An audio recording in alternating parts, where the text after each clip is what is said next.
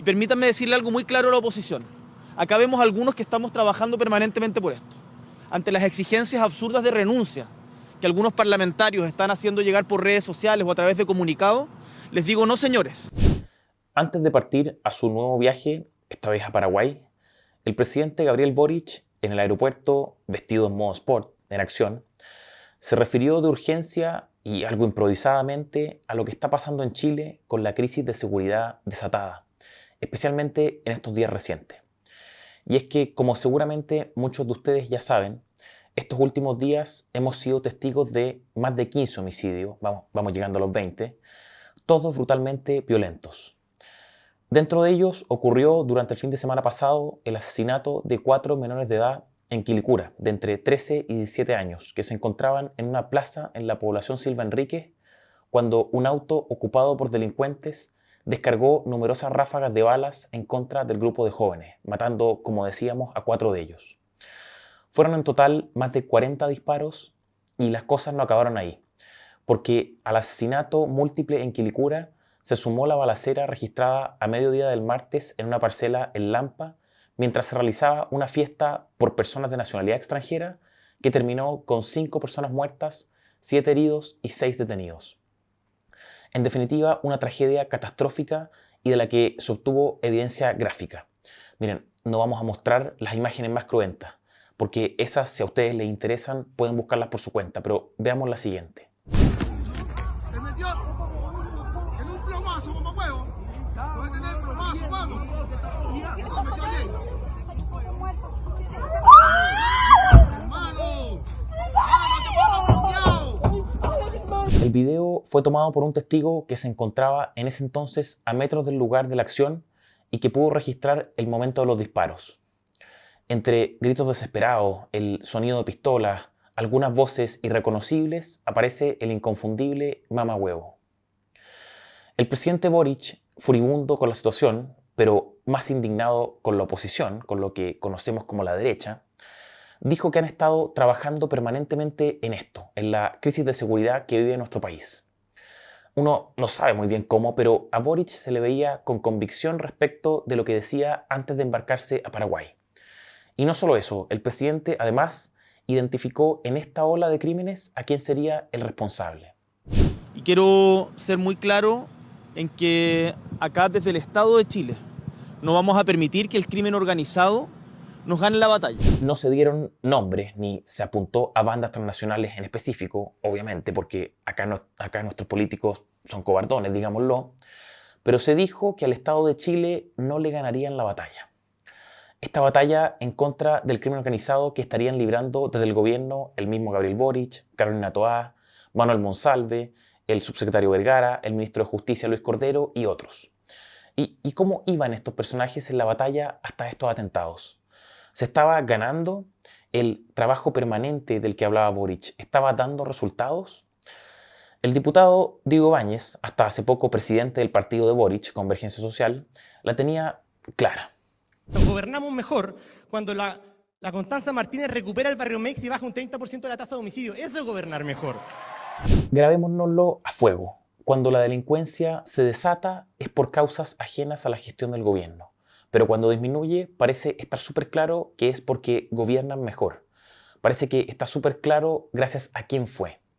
Y esto pasa, este gobernar mejor de Ibáñez, este éxito de Constanza Martínez en la batalla contra la delincuencia, pasa no solo por el trabajo permanente de Boric, sino también por esto, recordémoslo. Y es porque nuestras ideas, compañeros, y aquí a los más jóvenes, nuestras ideas son las más nobles de la humanidad. Pero, a ver, hagamos memoria. Necesario, porque de repente uno se despista, se pone a escuchar el discurso promedio de un frente amplista y siente que de un día para otro despertó en Finlandia. Por eso, vamos solo un poco más atrás en el tiempo. En abril de 2024, la ministra del Interior, Carolina Toá, presentó al país el Informe Nacional de Víctimas de Homicidios Consumados correspondiente a datos del 2023. Esto no nos puede relajar, no nos puede generar conformidad, pero sí nos puede dar una pista de cómo seguir avanzando. Minutos antes de eso, de declarar que aquí no podía haber relajo, Toá destacaba que se había logrado una ruptura en la tendencia de los homicidios. No digo que estuviera dichosa o llena de júbilo con los resultados del informe de homicidios del que daba cuenta, pero sí había, al menos implícitamente, un intento de mostrar lo que ella consideraba era una gestión exitosa del gobierno. ¿Cuál fue este gran quiebre de tendencia? ¿Fue realmente así, un quiebre? ¿Qué no nos dijo la ministra Toá en ese entonces? ¿Tendrá Boric verdaderamente idea de lo que está haciendo realmente esa batalla en contra del crimen organizado? A ver, miren, ¿qué nos dice ese informe? Que en nuestro país, para el año 2023, se anotó una tasa de 6.3 homicidios por cada 100.000 habitantes, lo que a su vez se traduce en una reducción de un 6% en relación al año pasado. ¿Es esto un gran escenario? ¿Lo deseable? ¿Algo bueno para nuestro contexto? ¿Una muestra de éxito en la batalla contra el crimen organizado? Miren, Camila Vallejo fue interpelada acerca de esto luego de los múltiples homicidios que comentábamos recién. Si es que el Ejecutivo hace un análisis sobre la situación, ¿siguen sosteniéndole a la ciudadanía que Chile es un país seguro? Después de lo ocurrido en los últimos días, ¿podemos seguir diciendo que somos seguros? ¿Lo sienten así realmente los chilenos? Este era el fondo de la pregunta de la periodista. Bueno, y así respondió Vallejo. Nosotros tenemos grandes desafíos en seguridad, pero no estamos al nivel que están nuestros países vecinos. A ver, para que vayamos entendiendo la lógica de este gobierno. Si de seguridad se trata, el parámetro, el estándar de comparación, son lo que la vocera Camila Vallejo denominó los países vecinos. Pero claro, cuando de política tributaria se habla, el baremo son las tasas impositivas nórdicas. Si de política migratoria se trata, fronteras abiertas a la Alemania de Merkel. Si el debate es sobre ahorros y jubilaciones, nos vamos al quebrado sistema de pensiones español. Pero de nuevo, si de seguridad estamos hablando, el gobierno dice, compárenme con los vecinos. Entonces, ahí, en ese entendido claro, pues, si nos comparamos con los gobiernos bananeros de países en los cuales la delincuencia y las luchas de bandas son el orden natural de las cosas, una tasa de 6.3 homicidios por cada 100.000 habitantes parece ser buena. El asunto entonces ahora es preguntarse si es eso lo que quiere el gobierno de Boric para Chile en esta materia. Porque la verdad es que el número realmente no es bueno. De hecho, es peor que el del promedio mundial y 2 o 3 veces peor que el de 3 de 5 continentes. Y además, ¿es verdaderamente cierta esa ruptura de tendencia de la que habla Carolina Toá? Miren, bien claro, para que se entienda de manera nítida. Una reducción de un 6% en los homicidios es casi como nada. Incluso es casi como que si todo se hubiese mantenido igual. No es una baja de 6 puntos. No estamos hablando de que pasamos de una tasa de 12 a 6. No. Es solo una baja del 6% en relación con la cifra del año 2022. Una baja significativa habría sido, por ejemplo, llegar a los niveles de 2020 o 2019, para lo que habríamos necesitado una reducción de entre el 15 y 30%, no del 6% como la que tuvimos. O sea, habríamos requerido de una reducción entre 3 y 5 veces más fuerte que la que tuvimos para 2023. Y les hablo de estos años anteriores porque lo que la ministra Toá no dice es esto. Lo que no dice la ministra Toá es que las tasas de homicidio de los años en que el gobierno de Boric ha estado a cargo de la seguridad son las más altas del periodo 2018-2023. De hecho, son las únicas que superan los 6 homicidios por cada 100.000 habitantes. Y además, otra cosa que también omite la ministra Toá es que la tasa de 2023 representa un alza de 48% en relación con 2018. Y Boric habla de la batalla contra el crimen organizado, pero cuando este informe de homicidio fue publicado en abril, hace solo unos cuantos meses, su gobierno destacó que el contexto en que mayoritariamente se dieron esos homicidios fue el denominado contexto interpersonal, con un 41% específicamente. A lo que no se le puso mucha atención es que un 37% se dio en contexto de crimen organizado. Y la verdad es que, nuevamente, si revisamos más detenidamente los datos, en el periodo 2018-2023, los homicidios en contexto o asociados al crimen organizado son superiores a los de contexto interpersonal. Y esto se agudiza en la zona norte, en la incubadora del crimen organizado en nuestro país y la puerta de entrada de la inmigración masiva ilegal, alcanzando en Arica, Tarapacá y Antofagasta tasas superiores o cercanas al 50% de homicidios asociados al crimen organizado. Y por eso tampoco es raro que en esa misma zona las tasas de homicidios por cada 100.000 habitantes sean tan radicalmente diferentes a la tasa que tenemos a nivel nacional. En Arica duplica el nacional, llegando a 12, en Tarapacá es de 11 y en Antofagasta y Atacama de 8 homicidios por cada 100.000 habitantes. Y esto no es casual. Sí, lo que pasa aquí es que comienza a mostrarse con claridad la peligrosa intersección de crimen organizado e inmigración. Intersección a la que en unos momentos más sumaremos las cárceles, porque, insistimos, son todos los fenómenos conectados y no pueden tratarse aisladamente. Miren, como botón de muestra, los secuestros. Veamos el reporte de secuestros desarrollado por la División de Estudios, Evaluación, Control y Desarrollo de la Gestión de la Fiscalía Nacional. Este gráfico muestra la evolución de la cantidad de delitos de secuestro en Chile entre 2012 y 2023, evidenciándose una notoria explosión entre 2021 y 2023. Y además, dicha explosión se produce mayoritariamente, y como ya adelantábamos, en el contexto o con ocasión del crimen organizado. ¿Casualidad? No lo creo, parece que no exactamente. A ver, ¿qué pasó en esos años en Chile? Entre 2021 y 2023 entraron a nuestro país cerca de 150.000 inmigrantes ilegales. Y muchos me podrán decir que el aumento de secuestros en paralelo al aumento de inmigrantes ilegales es una mera coincidencia. La cuestión es que el mismo reporte de la Fiscalía Nacional señala que en el 25% de los casos de secuestro existen extranjeros involucrados. Y seguramente muchos pensarán, ya, pero en el otro 75% son los chilenos los que están involucrados. Y claro, sí. El punto es que la población migrante en Chile solo es del 8% a nivel nacional, pero están involucrados en un 25% de los casos de secuestro. ¿Se entiende entonces cómo es que se van atando el crimen organizado y la inmigración ilegal? He aquí la intersección de estas dos variables, creo yo, irrefutable y que hasta el mismo presidente Boric empieza a dar cuenta. Las personas en calidad de testigo y las heridas son todas de nacionalidad extranjera, venezolana o dominicana. A ver, Boric está dando datos, es información, son hechos objetivos. La fiesta en la parcela de Lampa, en donde murieron 5 personas, era de extranjeros y entre extranjeros se balearon. El asunto es que unos cuantos años atrás, la izquierda radical a la que Boric pertenece, con complicidad de muchos medios de comunicación, ocultaban información como esta. O sea, ante noticias como las de Lampa, evitaban decir que los victimarios eran de nacionalidad extranjera, porque eso no pegaba bien con la narrativa del derecho humano a migrar o esto de que nadie es ilegal. ¿Y qué es lo que cambió entonces? Miren, como le suele pasar a la izquierda radical y a los medios progres, siempre van de espalda los datos, contra toda evidencia. Son más flojos en eso, hasta que se chocan de manera abrupta con la realidad, al punto de que sus intereses primeros, los electorales, se ven fuertemente comprometidos. Ahora es cuando la izquierda se da cuenta de que su discurso sobre inmigración no es ganador de elecciones, porque no es tan querido por la ciudadanía, siendo suave. De hecho, todo lo contrario. Y por eso, en ese contexto, ¿qué es sino el intento desesperado por quitarle la multa a los extranjeros que no voten con regla de voto obligatorio? Es decir, ¿qué es eso de solo pasarles multas a los chilenos que no vayan a votar y no así a los extranjeros que no vayan a votar?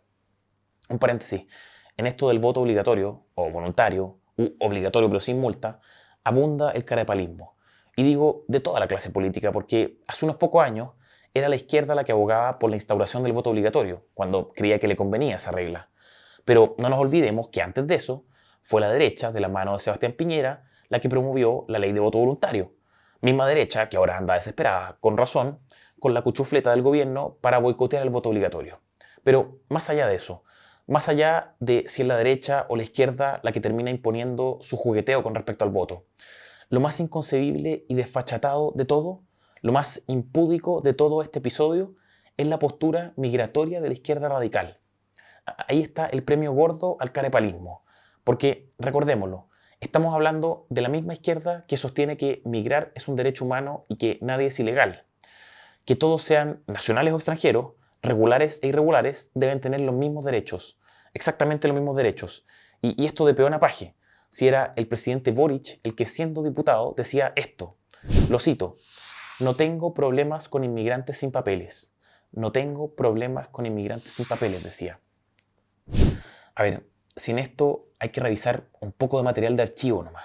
Miren, si ahora los mismos partidos de los senadores que quieren pasar esta cuchufleta migratoria con el voto obligatorio sin multa, presentaron el 2021 en el Senado un proyecto de acuerdo para, miren, escuchen bien, detener las expulsiones de inmigrantes. El proyecto de acuerdo número 2184-12, discutido en la sesión 58 de esa legislatura el martes 27 de julio, y que solicitaba lo siguiente al presidente en ese entonces Piñera: que instruya al ministro del Interior y al subsecretario a detener las expulsiones masivas que han sido cuestionadas a nivel internacional.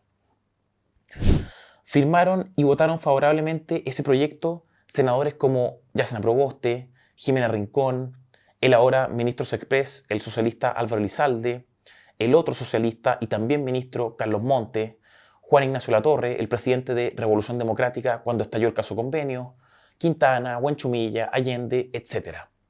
Y este proyecto se presenta en reacción a vuelos de expulsión que estaba ejecutando el gobierno en ese entonces, y estamos hablando de inmigrantes ilegales condenados por delitos de secuestro, tráfico de drogas y robo con violencia e intimidación, por ingreso clandestino al país y por tener adicionalmente antecedentes penales en su país de origen por delitos como hurto agravado, tráfico de armas y actos sexuales con menores de 14 años. O sea, esa era la calaña de los expulsados.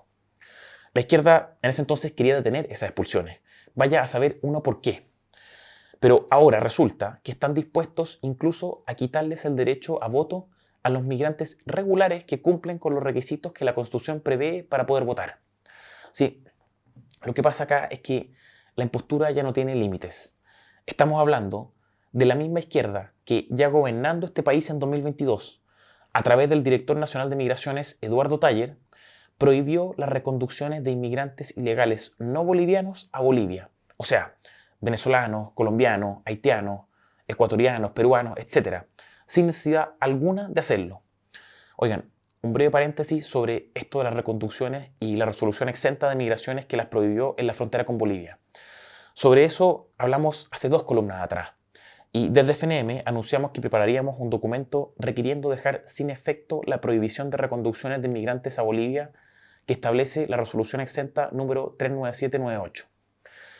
Les pedimos en esa oportunidad, a ustedes también, que difundieran esa columna con su diputado, en 3 grupos de WhatsApp o con 6 contactos. Y les quiero decir ahora, además de agradecerles, que todo ese trabajo de difusión tuvo impacto sin duda. Así que no dejen de hacerlo cuando les parezca necesario. Bueno, y también comentarles que el documento que anunciamos para solicitar dejar sin efecto la prohibición de reconducciones ya está listo para ser presentado la próxima semana a la vuelta de la semana distrital a los diputados de las comisiones respectivas. Por eso, manténganse atentos a nuestras redes sociales porque esto de las reconducciones es de vital importancia. En esa columna que les comentaba, no lo tratamos en detalle, pero para que se entienda bien por qué es importante eliminar la prohibición de reconducción en la frontera con Bolivia de nacionales no bolivianos, les doy un dato. La mayoría de los ingresos ilegales en nuestro país se producen en la frontera con Bolivia, más de un 80% según lo expuesto por el entonces director general de Carabineros, Ricardo Yáñez, en el Senado en 2021. Lo que permite la reconducción, entre otras cosas, es que en caso de que se sorprenda a un inmigrante ingresando o habiendo ingresado al territorio nacional, eludiendo el control migratorio, o que se haya internado hasta 10 kilómetros contados desde el límite fronterizo, puede este ser inmediatamente devuelto al país de procedencia sin necesidad de abrir un lento, caro y engorroso proceso de expulsión. Esta herramienta se podría estar utilizando respecto de los inmigrantes que entran por Bolivia, que como dijimos son la mayoría. Sin embargo, la resolución exenta del Servicio de Migraciones, que buscamos dejar sin efecto, lo prohíbe respecto de todos los inmigrantes que no sean bolivianos, o sea, como decíamos, haitianos, venezolanos, colombianos u otros que entren por Bolivia. Por eso es fundamental que presionemos en este tema, porque es de importancia radical y sin esa presión difícilmente se revertirá, porque los equipos del gobierno en materia migratoria son los que son, ahí están, los conocemos. Tenemos, por ejemplo, a Carlos Figueroa, asesor en temas internacionales del segundo piso y que hasta 2021 se desempeñó como director de incidencia pública y estudios del Servicio Jesuita Migrante y que, en su calidad de tal, intervino en una sesión del Senado el día 24 de junio de 2021 de la siguiente manera. Hoy el gobierno de Chile está impidiendo que ingresen por la vía formal y regular personas que buscan llegar al país. No solo por el cierre de fronteras debido a la pandemia, sino también por la imposición de visados o permisos especiales que se deben obtener en sus países de origen. Para Carlos Figueroa, recordemos, hoy asesor en temas internacionales del gobierno de Boric, la necesidad de obtener permisos para entrar a Chile constituye una imposición inaceptable por parte del Estado respecto a los inmigrantes. Vamos con otro, Miguel Jaksic, asesor en temas migratorios del subsecretario del Interior, Manuel Monsalve. Dirigió el Servicio Jesuita Migrante entre los años 2014 y 2017 y en columna en La Tercera, titulada Poder, Racismo y Discriminación, se despachó frases como esta, miren. Lo mejor que podemos hacer es cambiar nuestra mirada y comenzar a pensar interculturalmente, o sea, empezar a preguntarnos si estamos dispuestos a cambiar nuestras concepciones tradicionales acerca de la identidad, la nación, la persona, lo correcto y lo incorrecto para entrar en una conversación nueva, distinta, horizontal y simétrica con esas otras personas que son parte de nuestra vida.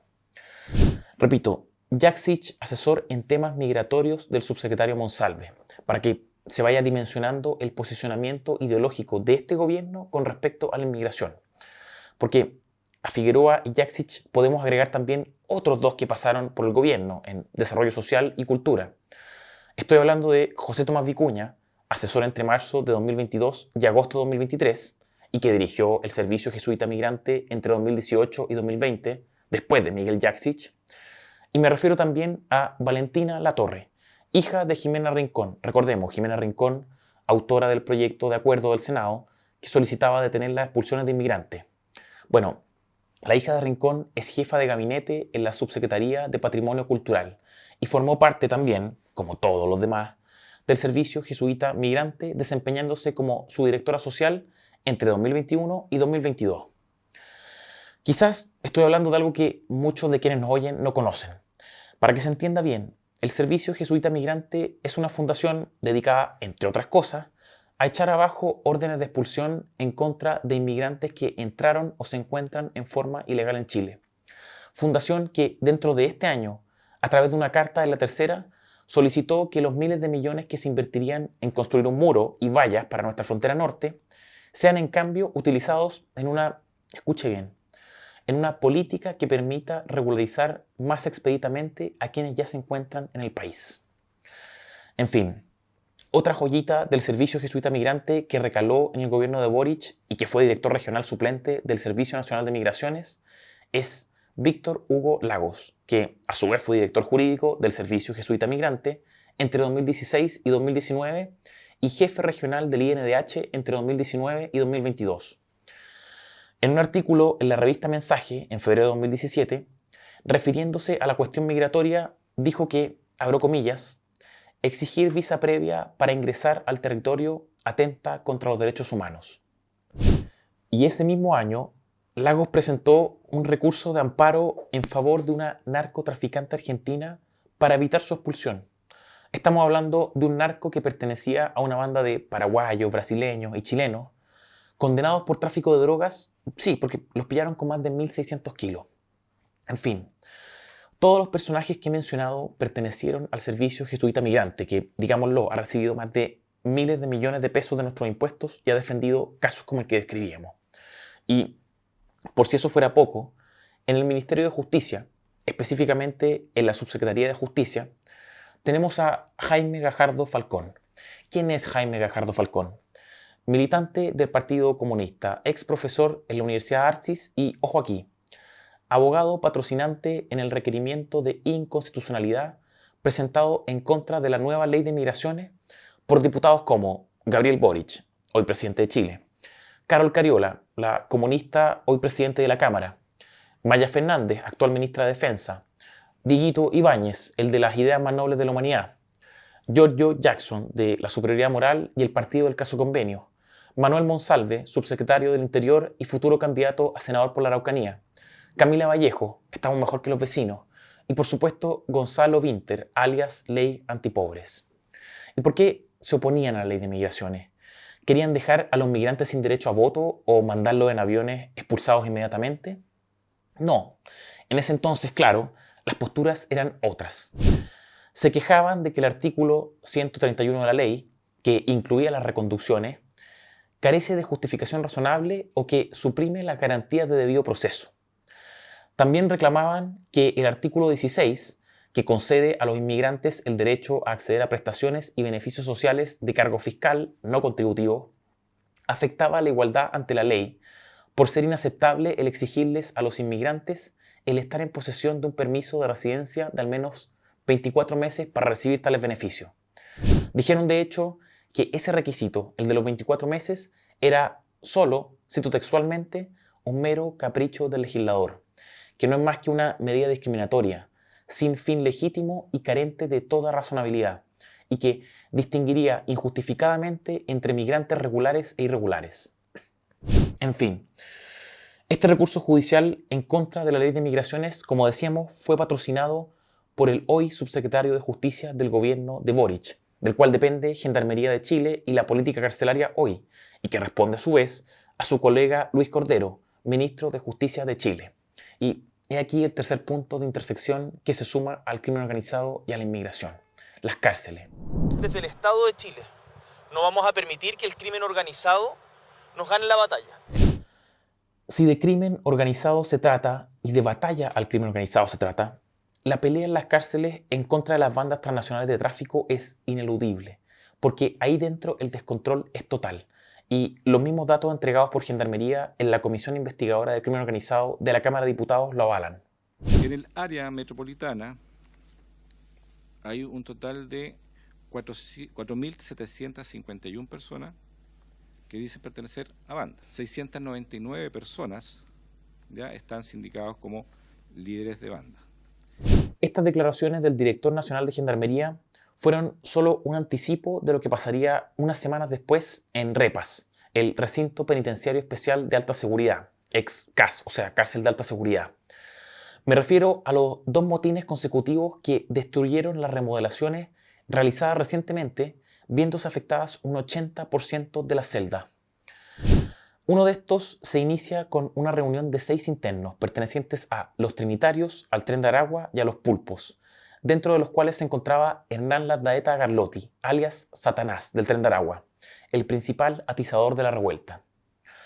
En febrero de 2024, Satanás ya había revuelto al interior del recinto, enfrentándose a Daniel Alexander Márquez Meléndez, alias El Ruso, quien también es uno de los líderes de los gallegos en el norte, la banda que está siendo juzgada en un mega juicio con 38 acusados. Y ese no fue el único episodio de Satanás. El 6 de junio, a su vez, amenazó a un funcionario de Gendarmería diciéndole: «Soy asesino aquí y en todos lados». Eso mientras en el recinto penitenciario estaba cortada la electricidad. Y por parte de los Pulpos, esta banda peruana dedicada al sicariato, prostitución de inmigrantes y extorsión a comerciantes, se encontraba Luis Daga Lozano, alias Pacolo, el gran líder de los Pulpos y que, en conjunto con Satanás y otro sujeto sin nombre identificado de los Trinitarios, banda dominicana, se amotinaron para desestabilizar la seguridad al interior de la cárcel. No sorprende que hoy día bandas que en un momento en la calle eran rivales, dentro de la reclusión se transformen en cooperadores para efectos de vulnerar los sistemas de seguridad. Si el presidente Boric quiere declarar la guerra al crimen organizado y ganársela, primero debe entenderlo y debe asegurarse de que también lo entiendan sus subalternos, porque fue el mismo Manuel Monsalve el que tras un operativo en Cerrillos un par de meses atrás declaró que los Trinitarios había sido desarticulada. Aquí hay una organización de carácter criminal que era una amenaza para la seguridad del país y que ha sido desarticulada. En ese momento, en esta columna, cuando hablamos profundamente acerca del caso de los Trinitarios, advertimos que lo que había decretado el subsecretario Monsalve, esto de la desarticulación de los Trinitarios, era una completa y absoluta burrada. Porque los Trinitarios son una banda transnacional integrada por más de 25.000 miembros activos que se va regenerando. Una banda que no solo contaba con centros de operaciones en Cerrillos, sino también en otros lugares de la capital, como quedó demostrado semanas después a raíz de un operativo policial en la comuna de Santiago, en el barrio Franklin. Y porque además es una banda que opera en las cárceles, igual que el Tren de Aragua, igual que los Gallegos, igual que el Tren del Coro, etc. Pero no podemos olvidar en todo caso que estamos hablando del mismo Manuel Monsalve, que hace un tiempo atrás dijo que no existía amenaza del Tren de Aragua respecto de los entes persecutores y los jueces en el norte. Yo me reuní el día lunes con los jefes de inteligencia tanto de Carabineros de Chile como de la Policía de Investigaciones, y la respuesta de ambos servicios de inteligencia es que no existe una amenaza real. Por supuesto que no le haría mal al señor Monsalve juntarse más seguidamente con el subdirector operativo de Gendarmería, el señor Víctor Proboste Torres. Pero la verdad, no esperemos demasiado en materia carcelaria, porque si de eso se trata, si de combate al crimen organizado en las cárceles hablamos, la respuesta de este gobierno ha sido deplorable. Sí, recordémoslo, en abril de 2024, el gobierno anunció como gran idea la instalación de inhibidores de señal en las cárceles. La medida, que no fue total, o sea, no para todos los recintos penitenciarios, costó 10.000 millones de pesos. Y la verdad es que si uno lo piensa con algo de detención, tener que invertir en esto da cuenta de cómo el Estado se encuentra totalmente desbordado en el combate al crimen organizado en las cárceles. Porque lo cierto es que los reos ni siquiera deberían tener teléfono al interior de los recintos penitenciarios. Y por eso, tener que inhibir la señal es dar por supuesto que los tienen y que evitarlo, o sea, que evitar que tengan teléfonos, es imposible. Y si creemos que eso, que el dar por perdida la batalla con los teléfonos es inaceptable, tenemos más. Los inhibidores de señal no están funcionando correctamente. Y un grupo de diputados así lo denunció en un escrito que ingresó hace poco en Contraloría, señalando que un 30% de los dispositivos de inhibición de señal en las cárceles solo funcionan intermitentemente en el horario de almuerzo de los gendarmes y en ningún otro momento más del día. A eso sumémosle que, hasta los últimos anuncios, la política de inhibidores tenía solo un 20% de avance en su implementación en las cárceles chilenas. O sea, por el momento, respecto de los inhibidores de señal, lo único que estaríamos haciendo, por lo visto, es reducir el número de horas en que las bandas de crimen organizado pueden delinquir desde la cárcel. Y esto no debería sorprendernos demasiado, porque la verdad es que en la política contra el crimen organizado de Carolina Toá, publicada en 2022, no existe referencia alguna a la construcción de cárceles o la implementación, ya ahora, de nuevos regímenes penitenciarios especialmente diseñados para el crimen organizado.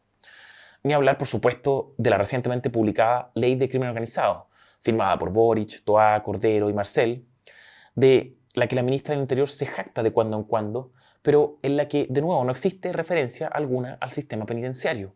No hay ni una sola idea relativa al desenvolvimiento del crimen organizado, que es todo el objeto de la ley, en las cárceles. Pero, de nuevo, no hay sorpresa. Nada nuevo bajo el sol, no hay verdadera política carcelaria en el gobierno de Gabriel Boric. Y por eso el ministro encargado, estamos hablando del ministro de Justicia, de Luis Cordero, ha recurrido a maniobras bastante cuestionables para lograr sortear lo que el crimen organizado en las cárceles significa. Sí, recordémoslo.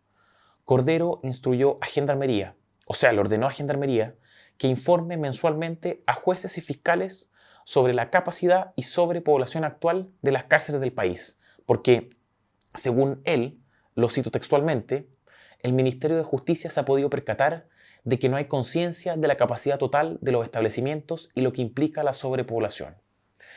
¿Y por qué hizo esto el ministro de Justicia? Para que los fiscales, por ejemplo, no pidieran prisiones preventivas o solicitaran penas definitivas más cortas o incluso no de presidio. Y si no fue para influir en las decisiones del Poder Judicial y de los fiscales, ¿por qué el ministro Cordero asume que no hay pleno conocimiento de la sobrepoblación penal? Y, aunque no supieran, cosa bastante improbable creo yo, ¿deberían ellos dejar de hacer su trabajo? ¿Dejar de perseguir y condenar por esta instrucción del ministro Cordero en relación a la sobreocupación penal en las cárceles? La verdad es que estas cosas pasan porque el gobierno de Boric no tiene un plan en materia carcelaria.